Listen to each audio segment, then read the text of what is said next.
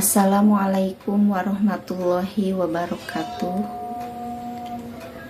Nama saya Elah Muderikah, mahasiswi Universitas Darussalam Ciamis, jurusan Pendidikan Islam Anak Usia Dini.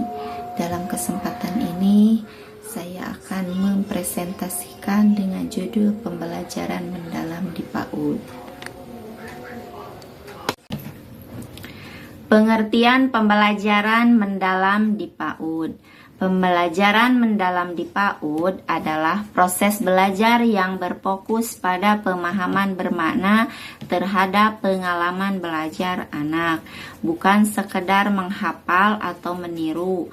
Anak tidak hanya mengetahui apa yang dipelajari, tetapi juga memahami mengapa dan bagaimana sesuatu terjadi melalui eksplorasi, observasi, dan refleksi.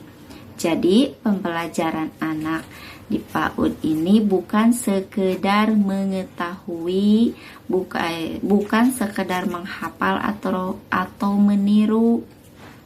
Misalkan, seperti jika air tumpah itu harus bagaimana?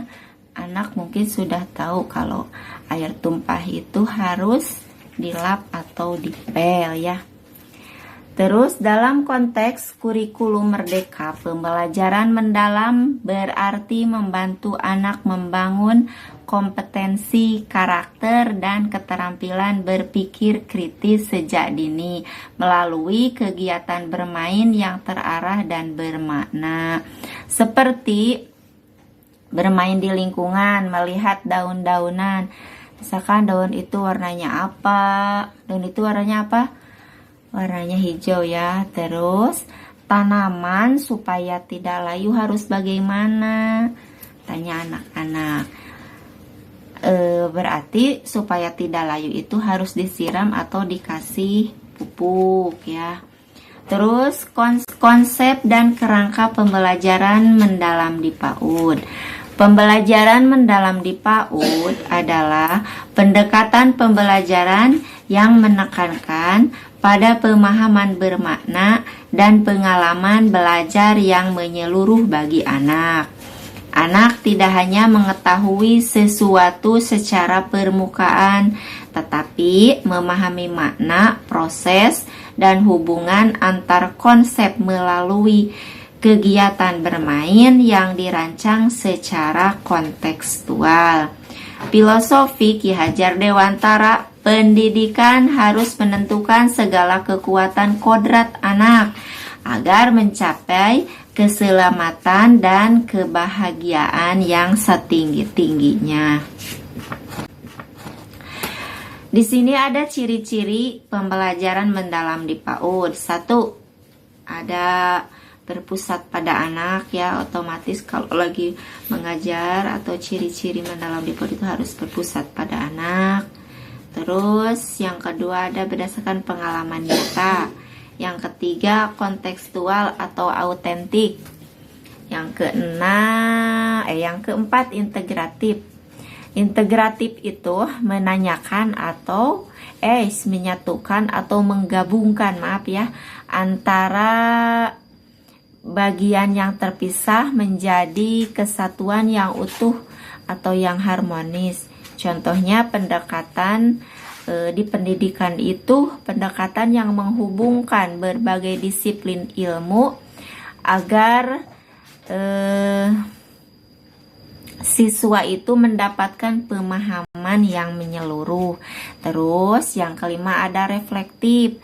Yang keenam ada fleksibel dan diferensiatif. Nah, selanjutnya ada kerangka yang membantu menyusun pembelajaran. Di sini ada kerangkanya.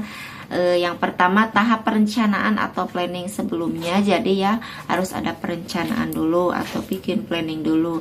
Yang kedua tahap pelaksanaan. Yang ketiga ada tahap refleksi. Yang keempat ada tahap penilaian. Yang kelima manfaat pembelajaran mendalam.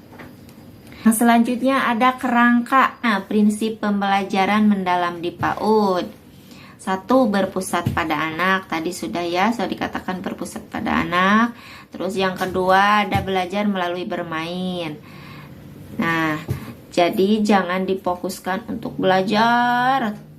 Jadi harus belajar itu bukan sambil melalui bermain. Terus ada pembelajaran yang bermakna. Terus ada holistik integratif.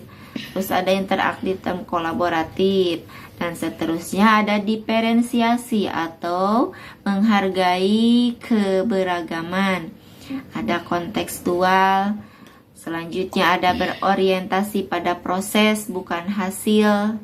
Terus ada berkelanjutan dan fleksibel. Terus membangun nilai karakter dan profil pelajar Pancasila. Selanjutnya di sini ada tujuan asesmen. Tujuan asesmen pembelajaran mendalam. 1. Mengetahui tingkat pemahaman dan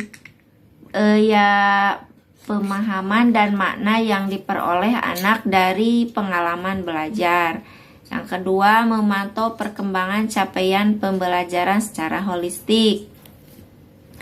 Yang ketiga, memberi umpan balik kepada orang tua dan guru untuk meningkatkan strategi pembelajaran. Jadi harus ada umpan balik ya antara guru dan orang tua supaya meningkatkan pembelajaran anak. Bagaimana anak itu sekarang belajarnya atau bagaimana gitu. Terus ada yang keempat, membantu guru merancang stimulasi lanjutan sesuai kebutuhan setiap anak.